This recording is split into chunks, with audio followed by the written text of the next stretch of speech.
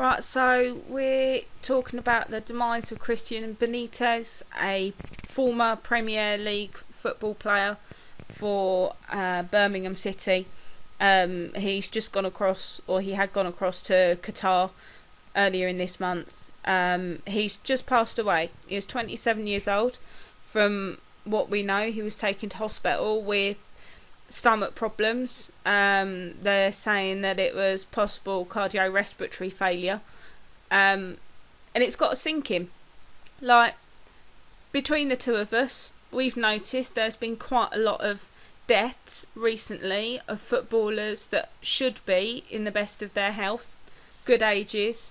So it's got us looking at a few statistics and wondering why. Yeah, well, that's the thing, innit? They're meant to be, like, really, really, really healthy. And it gets you wondering, should actually a human being be, like, training for, like, 4 to 6 hours a day? Like, it could be, like, over-exercise, and you can create heart conditions in themselves from too much exercise. Like naturally, the hunter and gatherer wouldn't be training, doing repetitive tasks like that. No, I know what you're saying. Like, obviously, there's been a recent surge in, like, the paleo diet and things. There's been a few things knocking around, saying how we should exercise sporadically and aggressively when we do. Obviously, footballers are out there training regularly. Then they're playing big matches. I should imagine on this guy's part, he's just gone over to Qatar. It's a flipping hot country. Complete change of altitude and humidity as well. Don't know how that might have been affecting things.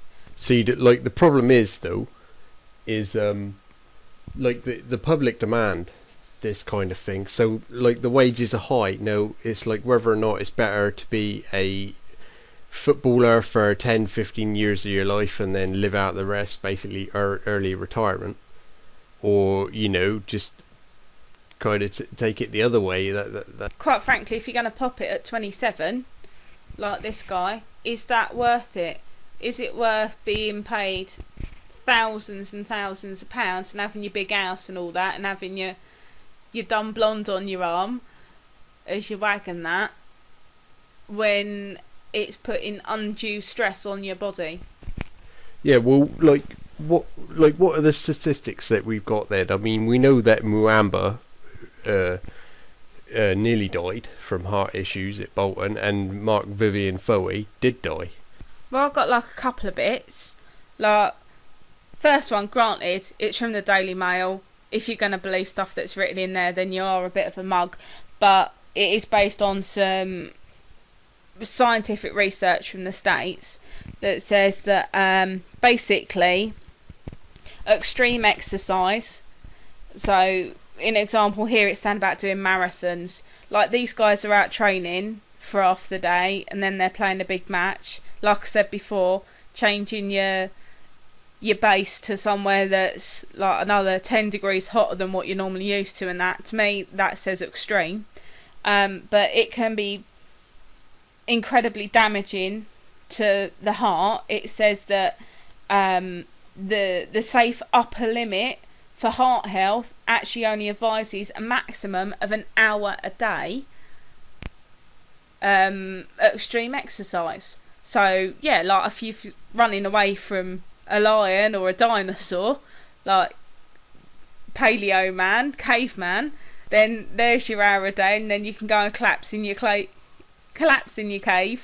and hopefully everything's all right, and you might not have a heart attack. Yeah, so, like, your ligaments and your tendons and that, they're not really designed. So even if you do manage to dodge any heart problems in your professional career, you're likely going to be having hip replacements and have arthritis in later age anyway. But you know, I suppose you'll be on a beach with spending your money at the time, but that's if you make it.